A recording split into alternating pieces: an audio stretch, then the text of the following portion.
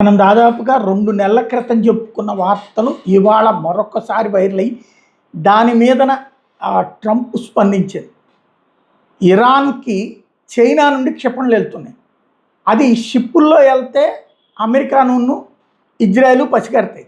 కాబట్టి త్రూ పాకిస్తాన్ నుంచి వెళ్తున్నాయి, బై రోడ్డు వెళ్తున్నాయి పాకిస్తాన్ నుంచి అన్నటువంటి విషయాన్ని, ఎందుకంటే బోర్డర్ కాబట్టి ఇరాన్‌కి.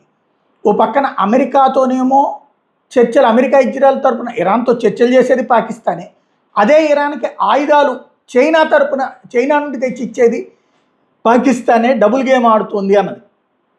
ఇప్పుడు ఈ విషయం సాక్ష్యాలతో బయటపడినటువంటి నేపథ్యంలో అంతర్జాతీయ వార్తా సంస్థ సంచలనాత్మక కథనం ప్రచురించిన నేపథ్యంలో చైనా నుంచి దాదాపు $60 మిలియన్ పైగా విలువైన 400 షోల్డర్ ఫైర్డ్ ఎయిర్ డిఫెన్స్ వ్యవస్థలు, అంటే భుజం మీద వేసుకుని విమానాల్ని పేల్చేసేటటువంటి వ్యవస్థల కొనుగోలుకు ఒప్పందం జరిగిందని, వీటితో తమ గగంతల రక్షణ వ్యవస్థను మరింత బలోపేతం చేసుకుంటుంది ఇరాన్ అన్నటువంటి విషయం బయటపడింది.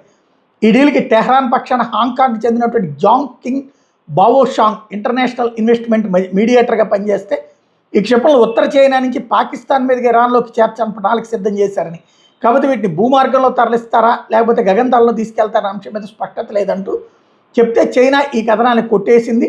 అయితే డొనాల్డ్ ట్రంప్ మాత్రం స్పందించారు. చైనా ఆయుధాల సరఫరా విషయం తెలుసుకుని నేను నిరాశకు గురయ్యాను.